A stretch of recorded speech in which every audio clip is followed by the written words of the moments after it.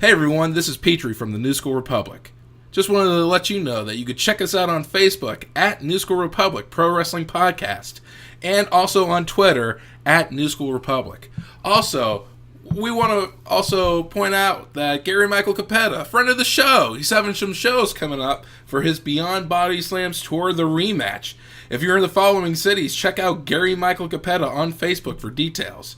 If you live in Richmond, Scranton, Pittsburgh, Atlantic City, Chicago, Baltimore, and Winston-Salem, or even if you live within 2 hours driving distance, go check it out. Honestly, if you're a real wrestling fan, it truly is a treat. We went to the one in Pittsburgh last year, right before, it was about 2 weeks before WrestleMania, and man, it was a great time. It really is a bang for your buck. Get the VIP tickets as soon as you can, and go check out Gary Michael Capetta. But for now, enjoy the show. Oh, well, that was a lovely, angelic voice. I wonder who said that. I wonder, too. I wonder. How about that? It wasn't bad. It was pretty good. It wasn't bad. Someone has a career in broadcasting, I think. Maybe even radio. Or ring announcing, some may say. Yeah. Hey, everyone. I'm Petrie. I'm Chris. And welcome to another exciting episode of New School Republic Pro Wrestling Podcast. So, Chris, what are we going to talk about tonight? Tonight, this is really interesting.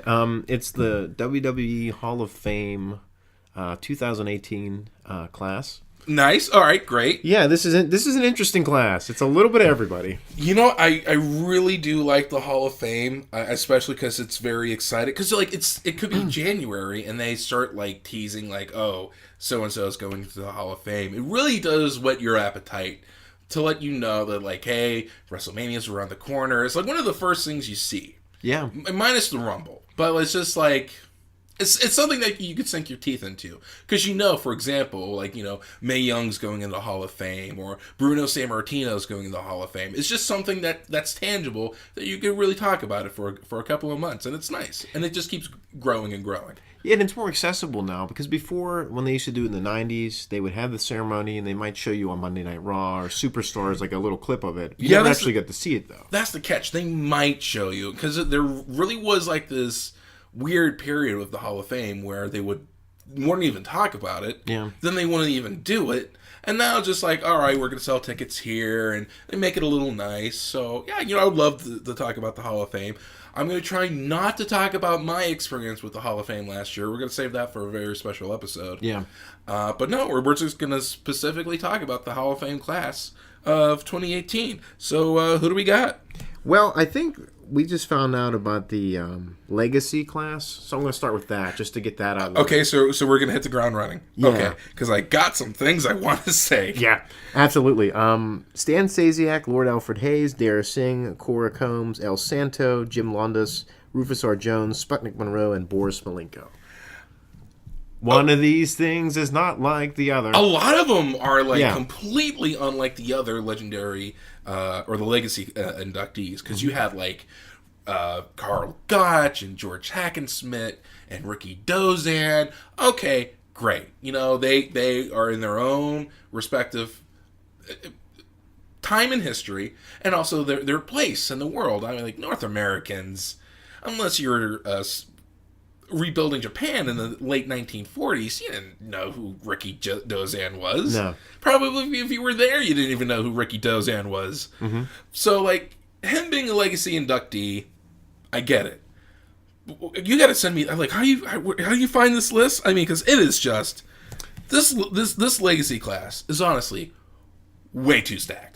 Yeah, it's way too stacked. It is. It was just released that I saw today. Let's run this one by one. Mm-hmm. So who's the first one? Stan Stasiak. Okay. Okay. No, that's Sean Stasiak. That's no. Who am I thinking? Yeah, Sean Stasiak's dad. He did the Heart Punch. Okay. Stan the Man Stasiak. But I was also thinking Putski. I was thinking Polish Hammer. Ivan Putski. Yeah. Yeah. Mm-hmm. But no, Stan Stasiak was his own thing. And like you say, Stan Stasiak, I think you're not your everyday wrestling fan. If I think, you know, those who are with it would be like, oh yeah, Stan Stasiak, of course. Yeah, like how come he's not getting his own? Yeah, there's his own spot. I'm like, oh, okay, that's a little weird to kick this off. It is. Okay, the next one, Lord Alfred Hayes. This is the one that really gives me the red ass. Yeah. first of all, he's in that WrestleMania 1 cutoff. Mm-hmm. So, like, anything before that is like this mystical time where, like, you know, your grandpappy was talking about it. Mm-hmm. He was in WrestleMania 1. Yeah, he did the behind the scenes, like the interviews before they went to the ring. Yeah. WrestleMania 1 was an utter disaster, I think, most of it, but it was a success. Yeah. But the production, oh my gosh, what a mess. But that's like their cutoff for nostalgia. Yeah. So, like, anything else, oh, don't worry about it, kid, you weren't born yet. But, like, oh, if you remember WrestleMania 1, oh, we're going to bank off you're nostalgic. Lord Alfred Hayes was a part of that. He should have his own spot in the Hall of Fame. I'm not knocking any of these other guys in the legacy class. But, like, come on. Throw his lordship a bone. Yeah, for this generation, I feel like he should have his own spot in the Hall of Fame and be with these other guys that have been inducted, or maybe next year's class, because he did a lot. You know, he was in the AWA. People remember him for that. But also, when he came to WWF as an announcer, you know, he was always on the shows. He was on... he was Bobby Heenan's announcer on the Bobby Heenan show. Yeah. He did so much. He also did, you know, a lot of the videotapes, the Coliseum videos. He did a lot of segments on there. Did so much commentary. I mean, he was the go-to guy from, like, what, 84 to 94. I mean... For a long time. A lot of shows. Yeah, so, like, I don't want to say disrespected, but, like...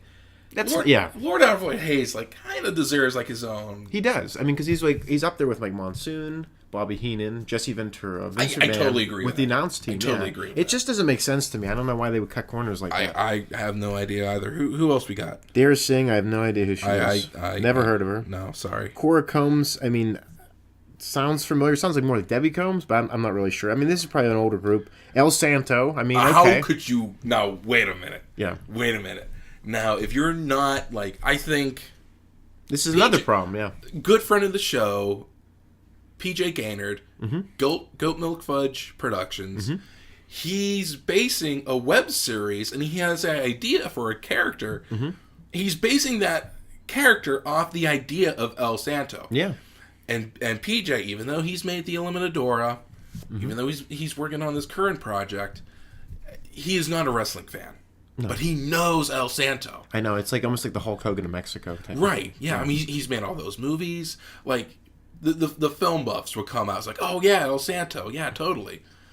Is it just laziness? I mean, I don't understand. Like, I get the legacy class, but it's like a lot of these guys should have their own spot. You know, like a Mil Mascaras. It's like the same kind of situation here with El Santo. I totally get that. I totally get that.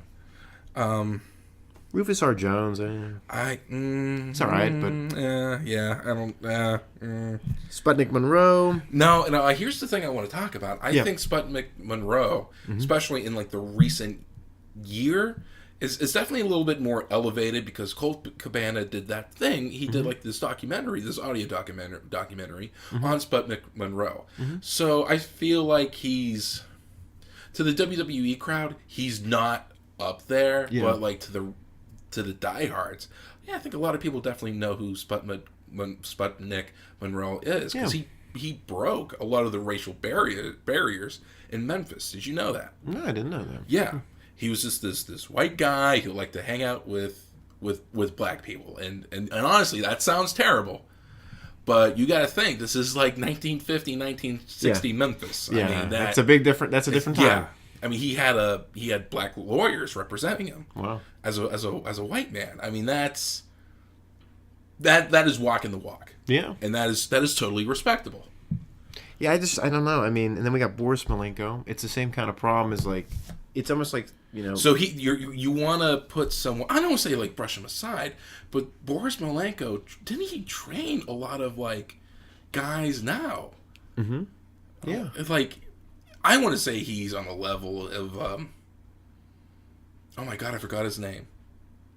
Kowalski. Like Killer Kowalski. Like Angelo Poffo and those guys. Yeah, but I would say he's like, yo man, he's right there. He's right there. I mean, should the Malenko family just be inducted in like the Von Erichs were, or like, you know. Yeah, I totally...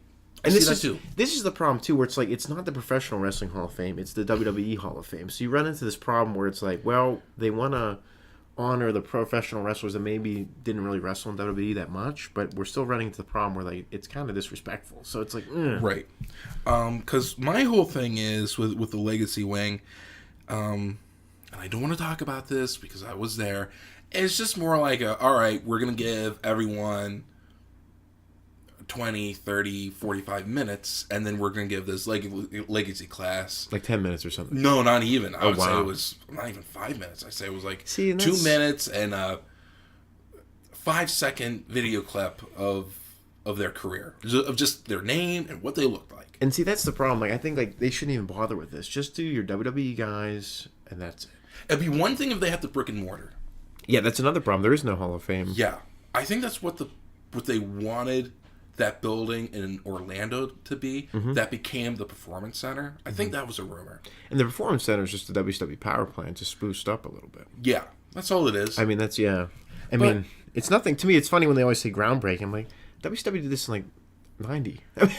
So like, what's the difference? But anyway.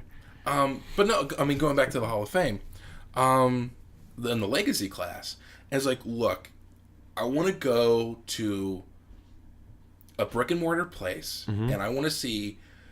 Let's pull someone up from a random legacy class, which I know we can do. List of. I think Lou Thez was in it. Yeah, Lou Thez, Carl. I want someone different. See, and that's the problem I have too. Lou Thez. You're gonna put Lou Thez in a 5-minute little segment? Are you nuts? If that. Yeah. Okay. Yeah. Let's go with Lou Thez. Lou Thez. I'm pretty much the Bruno Sammartino of the NWA, and you're gonna put him. Almost. I mean, I think in the 50s he was like the most seen man on television at one point. No, I totally understand that. Like, you know what, we're really pressed for time here, and we want to give everyone. We want to give like the honestly the people who remember more. We want to give the bigger spotlight to. Fine, I get it, but there is no physical place where you can go and Andre the Giant and Lou Thez, as of right now, are not on the same pedestal. I want to go to a place where they are on the same pedestal. Yeah. You can go to Cooperstown. You can go to Canton.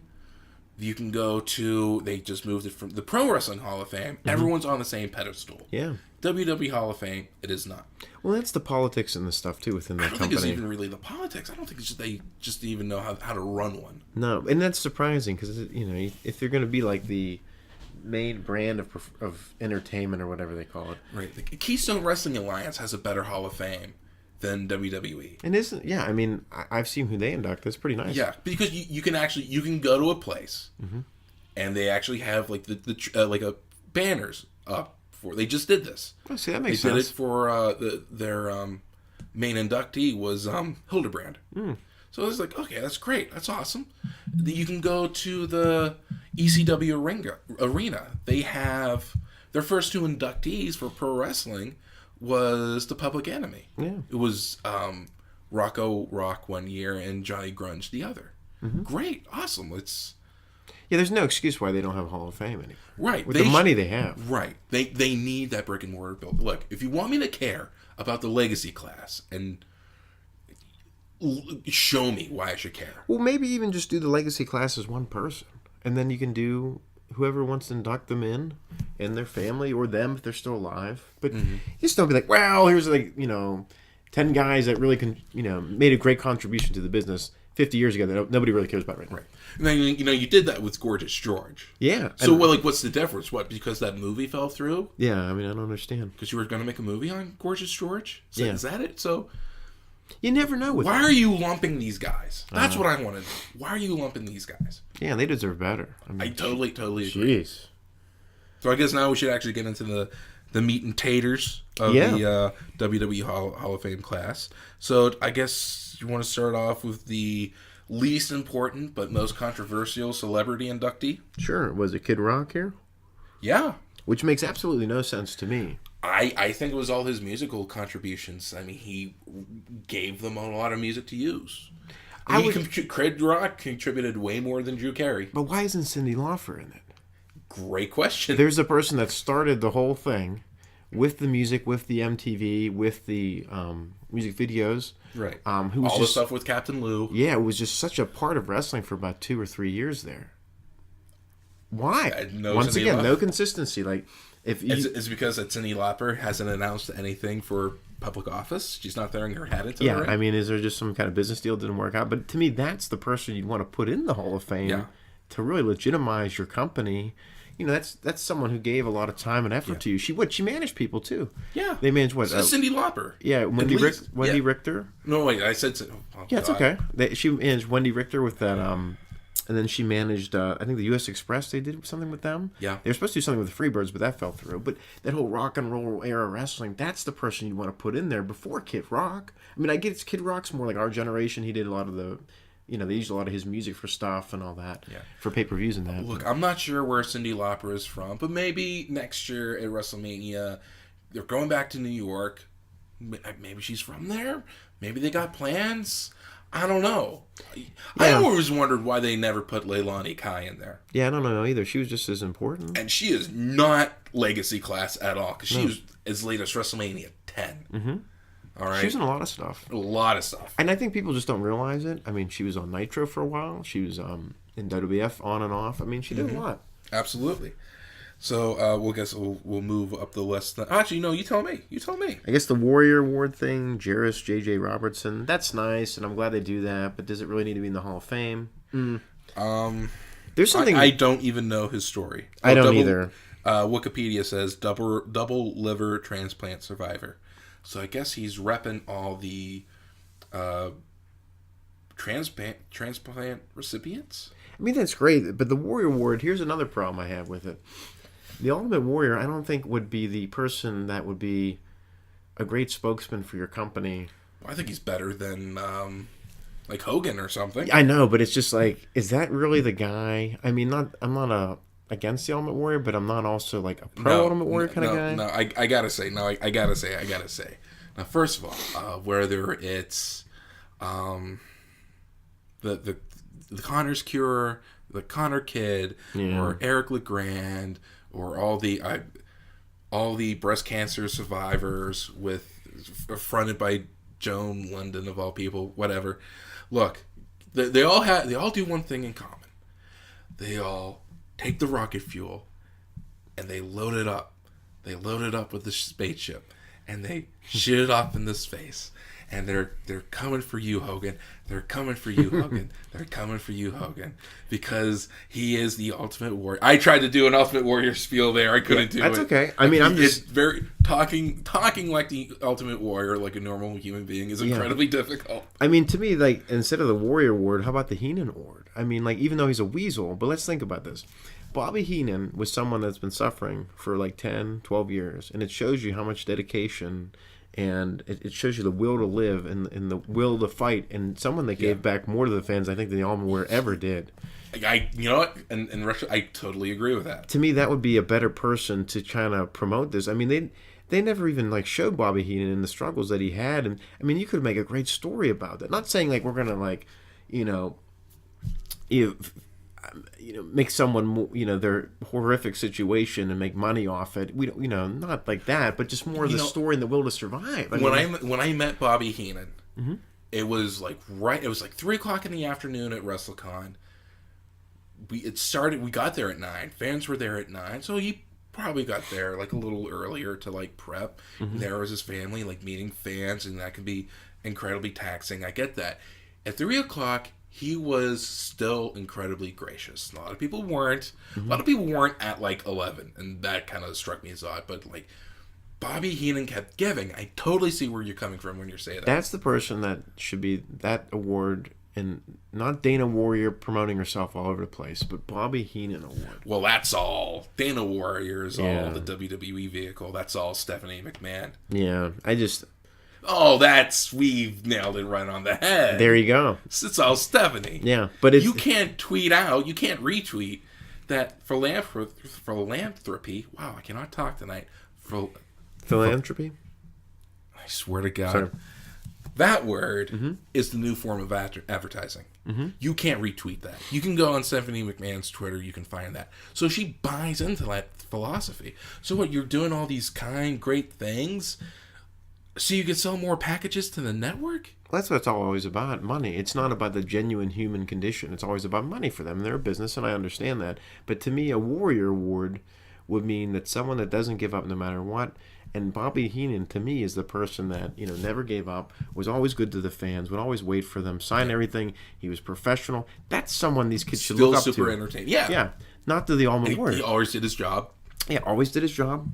He never took his ball and went home. I mean, I never knew the guy. I mean, I can't say everything, but it seemed to me he was a professional in and out of the ring. Based on his track record, who has nice things to say about Bobby Heenan? A lot of people. Yeah, I mean, you can still go back to find YouTube videos from like 2009 of people still crapping over Warrior. Yeah, I mean, Bobby Heenan, to me, that's the award that should be given.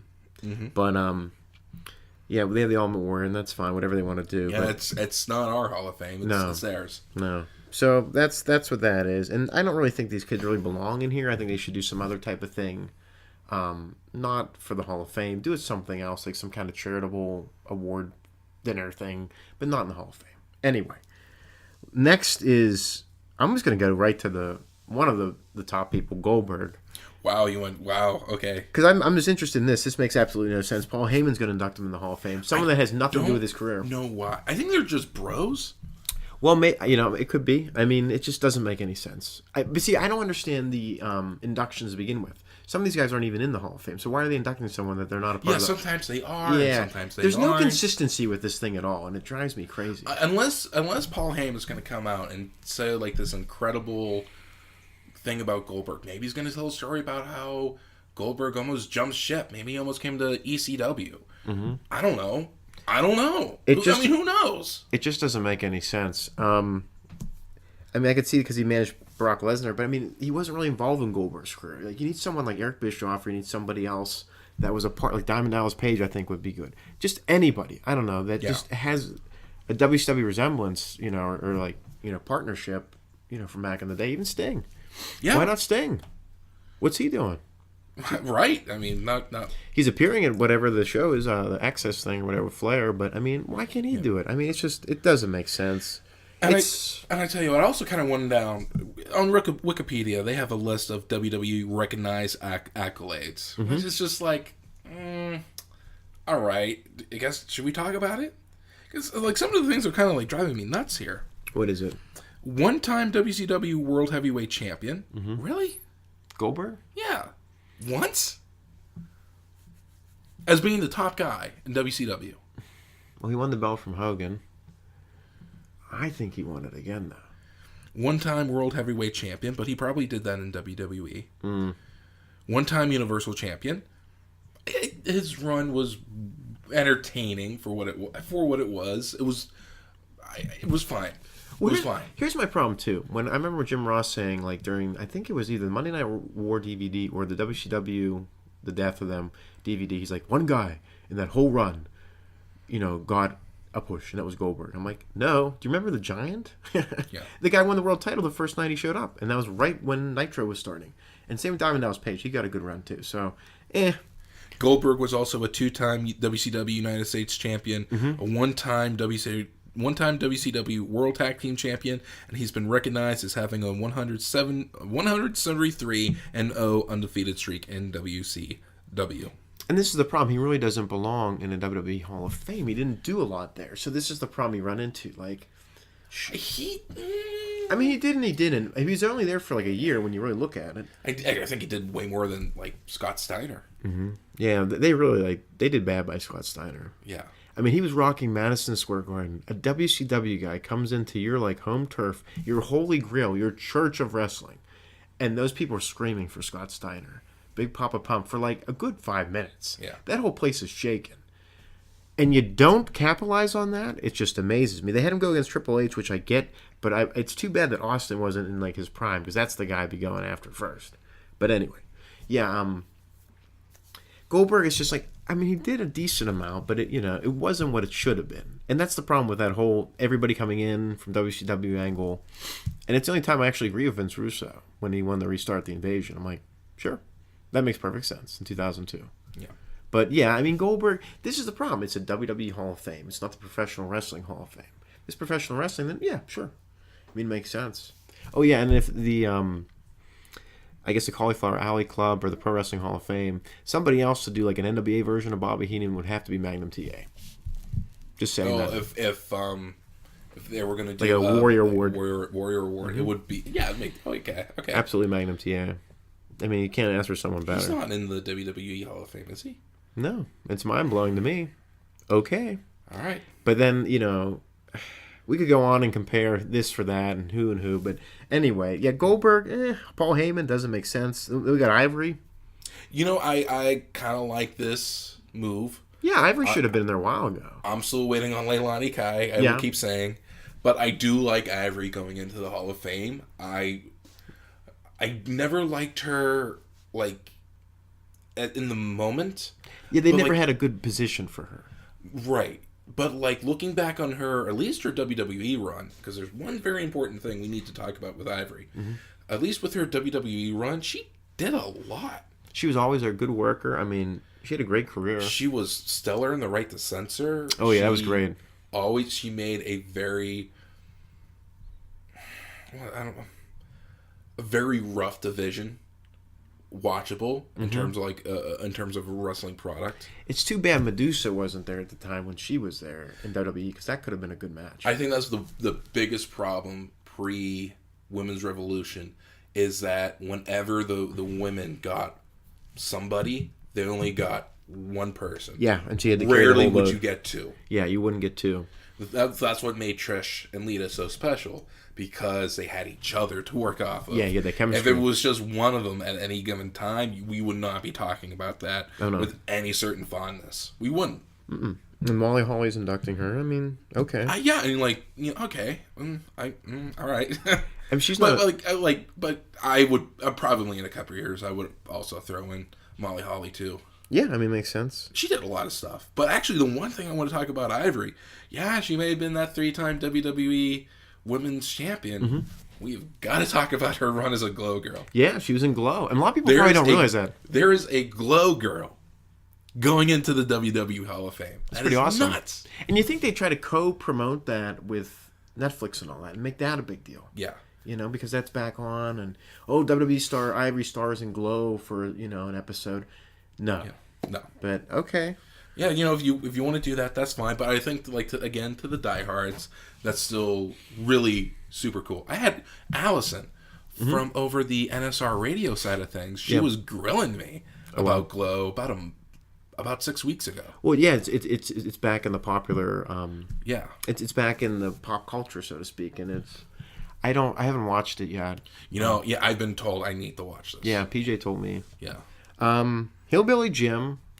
I like this move. I don't see why not. And see, this is what offends me. People get mad. Oh, Hillbilly Jim, he was John. No, he was a great wrestler, and that's another humble individual like Bobby Heenan. Here's another thing I want to talk. Here's the thing we should talk about. Sure. Hillbilly Jim.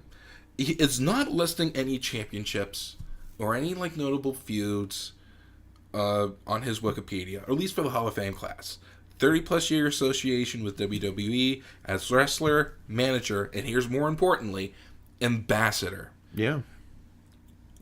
Everyone knew who Hillbilly Jim was. Absolutely. Whether it was Rockin' Wrestling or Saturday Night's Main Event, you knew who Hillbilly Jim was. Yeah. I think that's a very important thing that no one wants to talk about with the Hall of Fame, is that, look, his contributions were pretty special. Oh, yeah. People want to knock Coco, but people remember Coco. Yeah, they were all in that 80s era, Yeah. And Hillbilly Jim was good. I liked him. I mean, I'm not saying I still rank Hillbilly Jim above Coco, unfortunately. Well, yeah, I hate knocking on Coco. No, Coco's fine. He deserves to be in there just as much as anybody else. I mean, but Hillbilly Jim, he started the whole thing with Hogan and all them, Piper and all those guys, and and it's that keyword, ambassador. Yeah, ambassador for WWE. Because he used to do the Coliseum home videos. He was the marketing manager for that, so he would be in charge of the reps when they would go sell the videotapes and all that. I mean, he's been a part of the WWE for a long time. He was doing the Access when it wasn't really that big of a deal. It was just a part of WrestleMania that weekend. They would do it like a hall or something.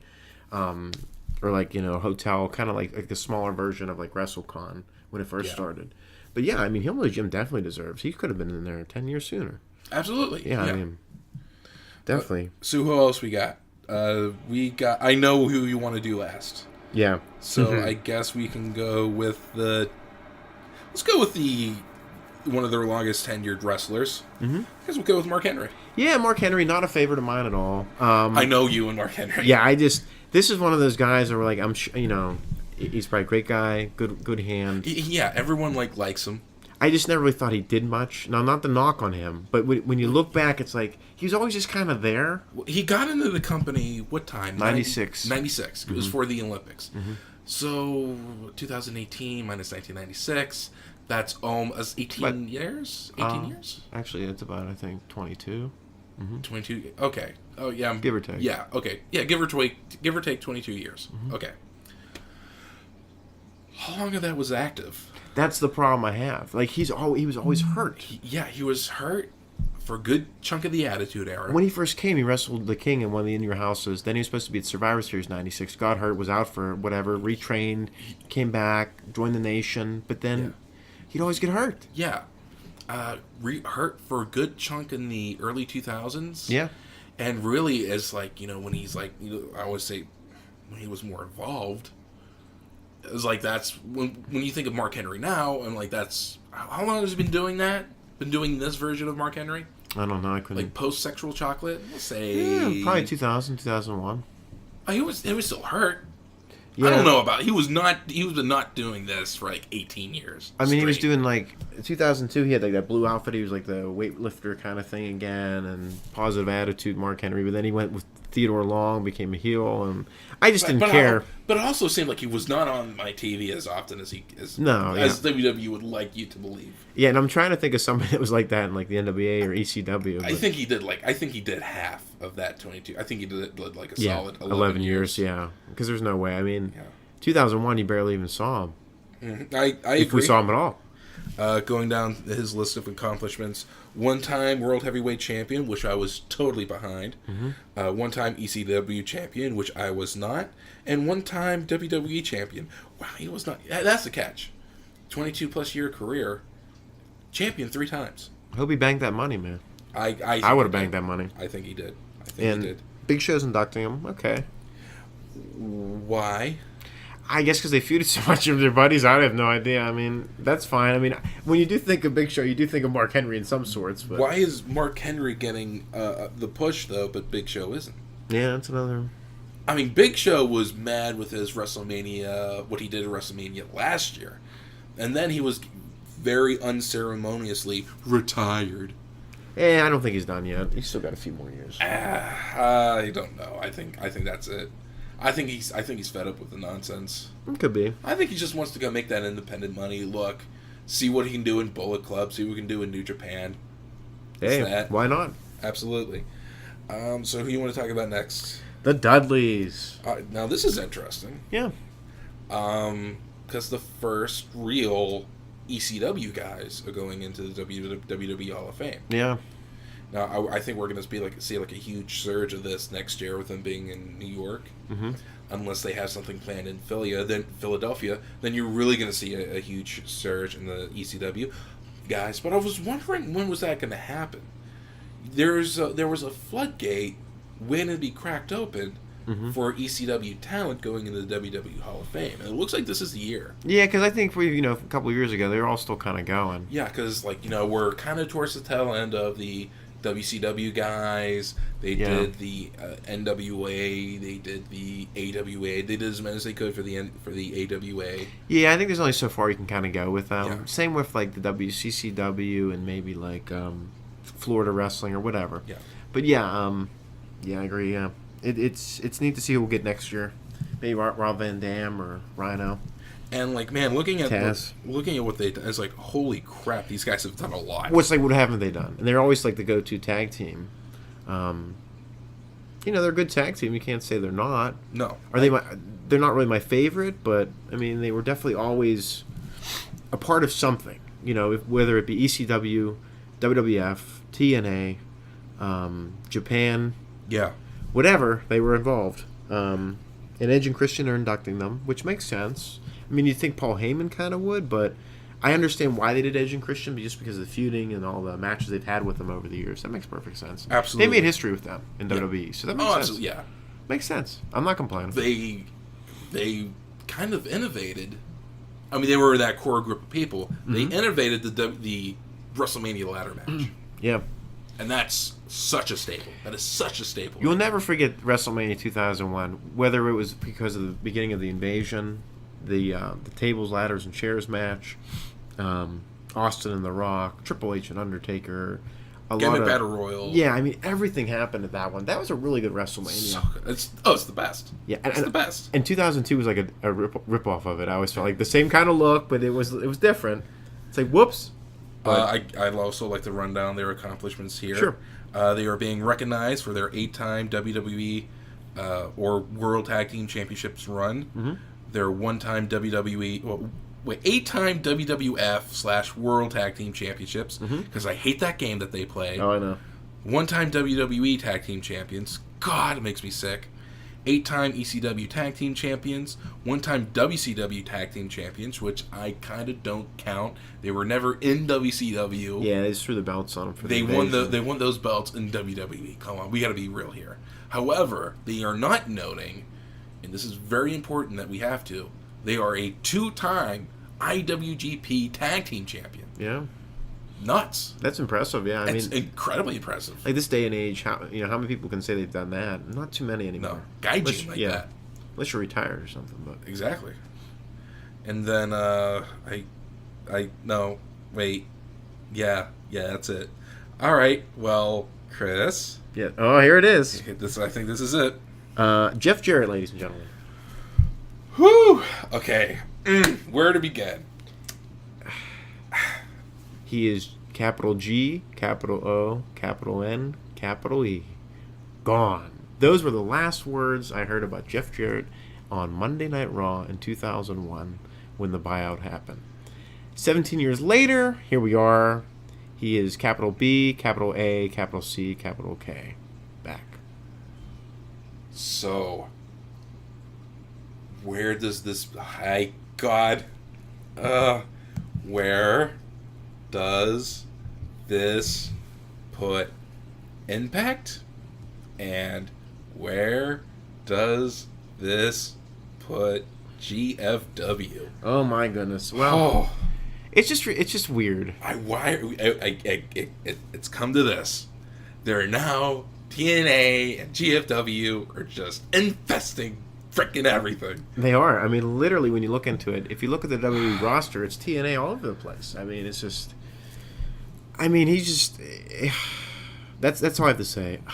Like, we just invested so much time and energy in the TNA when it first started. Yeah. Which looked like WCW Light. And now I was fine with that. I liked it because it was filling the void I needed to watch Scott Hall and, like, some WCW guys wrestle again. But, I mean, it just says, to me, I'm defeated. I need your money. That's what it just screams to me. He's running back. He keeps talking about, Global Force. I just heard this again on an interview. Global Force, all these opportunities, relationships, yada, yada, yada. Listen, Billy Corgan has done more for the NWA in the last 3 months than Jeff Jarrett has done in the last, 5 years for Global Force. Don't say... has it been 5 years for Global Force? Just about. 14, I think. God. Oh. 4 years, sorry. But it's just... It's the same story. There's never any... it's smoke and mirrors there. And, it's just annoying. Now, my catch is with Jeff Jarrett and him owning Global Force. Mm-hmm. Are we gonna see like GFW content on the network? Probably. They dropped it by name in a survey about a year ago. Yeah. I don't know. I mean, I don't know if they have the deal with TNA because the TNA released their unused footage on DVD. So I don't know. What a disaster that was. And we really thought this would have been something. Boy, were we fooled. Yeah. But yeah, I don't know. It's just it's like running back for money. It just screams of, I lost. I need your money. I'm coming back to Vince. Give me a hug. Well, I think we've been a little cruel here to Jeff Jarrett, but like, when you, in terms of wrestling, he's never went away. He's always doing something. Always like Paul Heyman. He's always relevant. Yeah. Good or bad, Right. Because you think he's been doing this. He's been on our TV, like national TV, like 95, 94, 95, 96? What was that, WWF? WWF. 93, yeah. WCW. Back to WWF. Back to WCW. To TNA. To Global Force. To this. Mm-hmm. And a myriad of stops along the way. of giving tacos out to the Triple Mania crowd. God, why? I know that, and Wrestle Kingdom, and he'll sell you gold too. He'll sell your gold. No, I mean he lives the carny lifestyle. Tyler really enjoys the carny lifestyle. He is, and Tyler really enjoyed telling me about that. But yeah, I don't know. I don't know. I don't know. It's a little ridiculous to say the least. It's very weird because a lot of like Impact and TNA and Global Force, they're still up in the air. Mm-hmm. So for have Jeff Jarrett do this, for them to allow Jeff Jarrett to do this, mm-hmm. It's still so weird. Well, they paid for his rehab, I believe. So maybe they want to return on the investment. I don't know. What investment? I don't know. We're gonna run the risk of you announcing like another crazy venture. Yeah, I know. What's he gonna do? Is he gonna sell you Bitcoin mining rigs now? Is that it? Well, you're gonna get a Jeff Jarrett Mattel figure, that's for sure. Yeah. But the thing is, it's just like, why go back? I mean, besides a payday, which he's all for the money, which makes sense. I get it. I'm totally down of getting a payday. I'm totally down for that. I just don't know. I mean, what's going to come of it? I mean, you'll have a job, I guess. That's what he's looking for. I'll take that too. I mean, people were saying he might be the GM of SmackDown. Holy crap! He is very buddy with Zack Ryder on Twitter. Oh. Have you seen this? No. It's weird. Well, it's just sad. It's almost pathetic in a way, because you're saying that, you know what, I can't, I cave in, I'm done. Oh, we're best friends again. It's a little ridiculous. I mean, if I was Jeff Jarrett, I would not go back there. These guys are just like, I don't get the logic. Sometimes you just have to say no. Does Jerry Jarrett get in by blood? I don't know. Does he get in by the Poffo role? I know. Or Armstrong? Jeez, I don't know. He was supposed to do a show too that never happened, like another Tough Enough kind of show. That went nowhere. No. Oh, the gut check. That was another. Oh my God! Can we just stop? I know. I gotta stop mentioning Impact. Well, it's How could you not? It's Jeff Jarrett. He is Impact. Exactly, and now he's here. It makes no sense. It's just where does that put that library? Where does it put that brand? Is that gonna be like another like territory? I'm totally down for another territory. Well, he screwed a lot of people too when he came back there. Like he screwed the Hardys with that whole rights thing. He did a lot of bad when he came back. That was all him, there. wasn't it? Yeah, he was tearing up that place. He was screwing. I thought it was Dixie.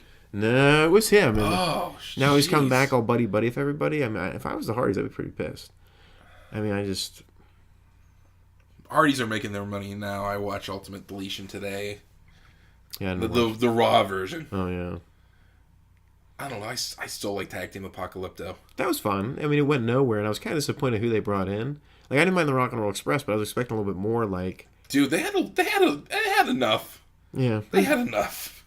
I was just expecting like that one tag team. Like, oh my gosh, they brought them, and we didn't. I said the same thing. I said that about the Rock and Roll Express. That was fine, but I was expecting that one other tag team that was pretty relevant. Be like, wow, they got them. How did they get them? You didn't get that, but I liked it. I mean, they had 3 count. Yeah, I guess that kind of counts. But they made TNA relevant for a while again. The Hardys carried that company for like a year because it was so pathetic at that point. I mean, now that was so still out of the box. It's different, yeah. I mean, and TNA just doesn't get it. They don't know how to. And now they're trying to rebrand, blah blah blah, new ownership, blah blah yada yada yada.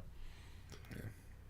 I'm tired of talking about it, but yeah, Jeff Jarrett, like to me, it's just so weird. And someone like that you thought would invest in his company and stick with his company until the end.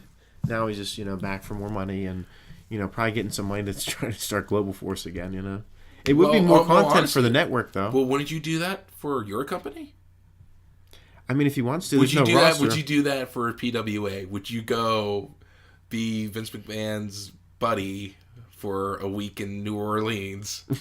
Just to get money? No, to get money for the People's Wrestling Alliance. Oh, my gosh. Probably not, no. I don't know. I don't know you. I don't know. Like, I would. It seems like just sort of pathetic of Jeff Jarrett. Like, I don't know. It's just admitting defeat. It's admitting defeat. It is a little suck-uppy. It is. It's going back with your tail between your legs and going, oh, geez, Dad, I'm sorry. But maybe he's just like, just manning up. Like, look, I don't want to do this, but They're throwing money at me. Yeah, I mean, you got to think like his pro wrestling tees store is going to be, is going to see like an obvious hit. Well, he's fresh again in like a different way. But see, this is the problem. Like TNA can't make anybody like the way WWE makes and brings back people and makes them fresh and relevant. Yeah, they have the problem. He did way more in this last 2 weeks of him being announced in the WWE Hall of Fame than unfortunately his entire TNA run. Yeah, I mean, it's just like they don't know how to make things cool, hip, and relevant. Now they're trying with this Twitch, and they're wrestling Lucha Underground.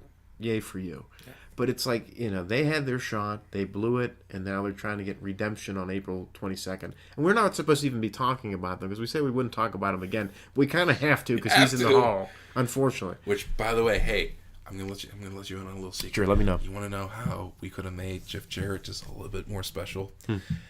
If he would have dropped the belt to Monty Brown. Exactly. Oh my God. Boom. What a missed opportunity. I feel so. I think about it and I just get so sad. What could have been, I mean, there was no reason why he couldn't have been a champion for a good run too. Yeah. He was hot off the box in like 2004 and 5, and they blew it. Oh. They blew it with so many guys. It's oh man. Monty Brown is like the key guy. He's like number one, top of the list. And the top number one guy who could have saved TNA, Monty Brown. Yeah, and we did nothing. But I also want to run down Jeff Jarrett's career because, holy crap. There's a lot. Wow. 4-time WCW World Heavyweight Champion, which is 3 times more than Goldberg. Which is 4 times more than he should have had, but keep going. Okay. 6-time WWF Intercontinental Champion. And here's the kicker. Here's the money shot.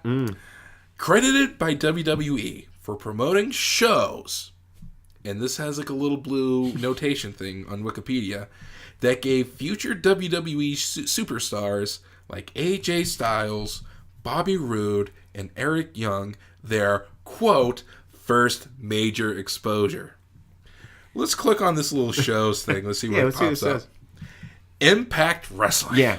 They'll never admit it, heaven forbid. I mean, they don't give credit where credit's due. And I understand it's a Wikipedia link. It's probably not like the major WWE fan wiki. But they are giving you a huge wink, wink, nudge, nudge if they are doing this. Yeah. There is something going on. And it's going to be weird. Probably, I said this last year making predictions, there's probably going to be some crazy thing that they're going to announce after WrestleMania. Sorry, my head was itching. I thought you were trying to tell me something. Oh, no. There's probably going to be some crazy news coming out. Like, maybe they are going to do an invasion angle. Could you imagine that? WWE versus TNA? Undertaker versus Abyss. Hey, I mean, the main players are in there. You got Sting, you got Angle, you got a lot of the big guys. You got a lot of dudes. Eric Young. Yeah. I mean, it'd be great. That'd be one invasion angle that people would actually be intrigued by. And because you're like, well, a lot of the people who were major players in TNA were already in WWE now.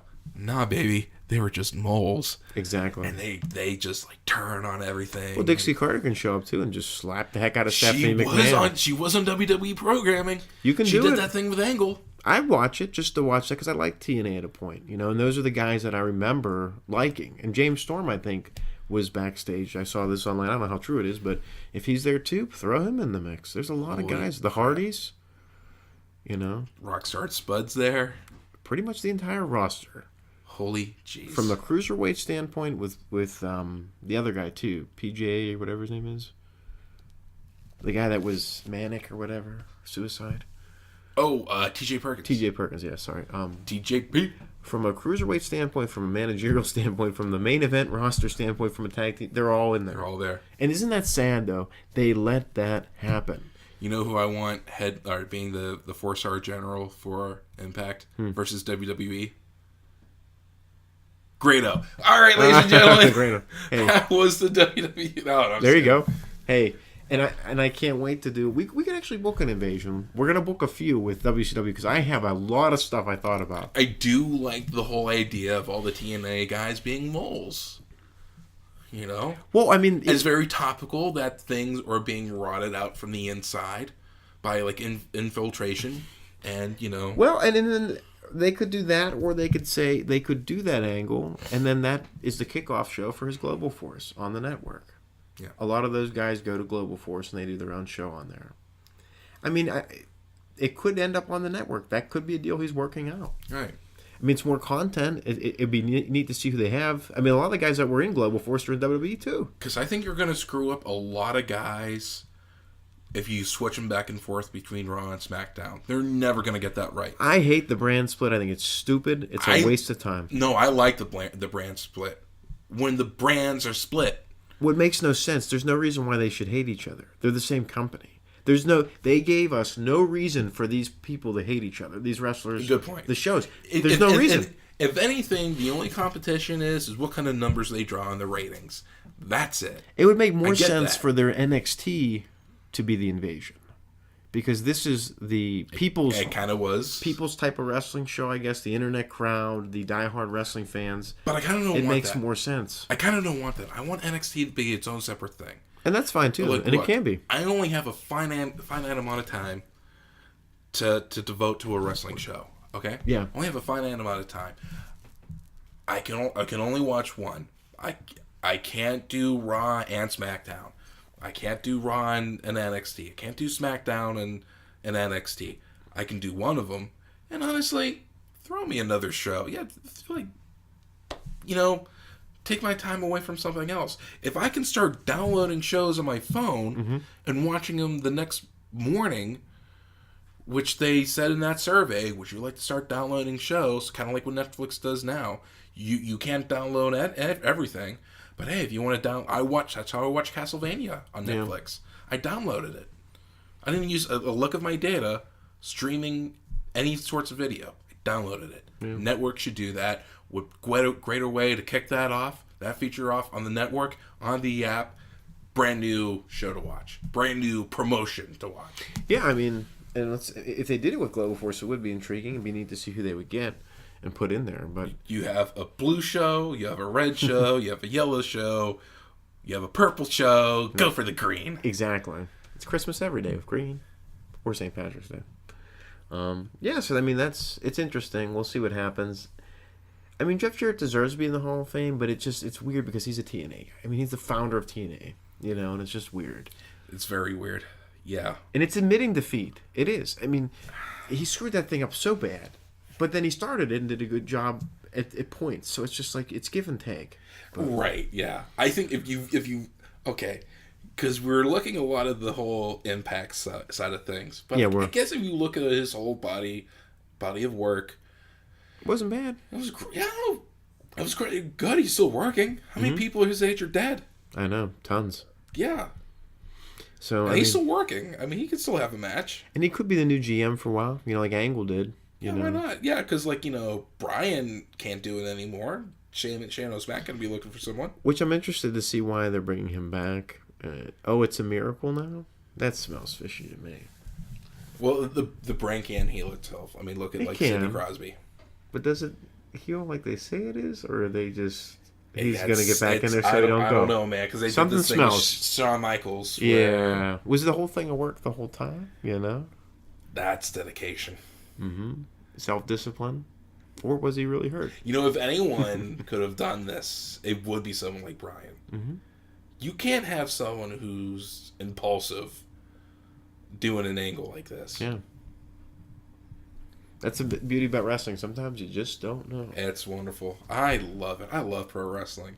I do too. And I love all of you for listening. I think it's about time we wrap this up. This went a little longer than I thought it was going to, but we had a really good discussion. And it kind of needed to be just because the history involved with it, I think, too. Like you were saying, all the history with those guys. But it's an interesting Hall of Fame class. It's an unforgettable Hall of Fame class.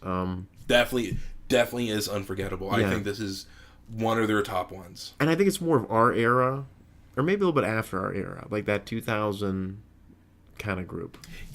I knock the Legacy class. However, it's a good Legacy class. It is. It's almost like its own Hall of Fame in itself. Yeah. And I think they should do more for it. They need to figure that out. They need that brick and mortar. Mm-hmm. They need that brick and mortar. I want to go someplace. I want to watch these matches. Mm-hmm. I want to see why these guys are so great. I'd like to see an El Santo movie. Why not?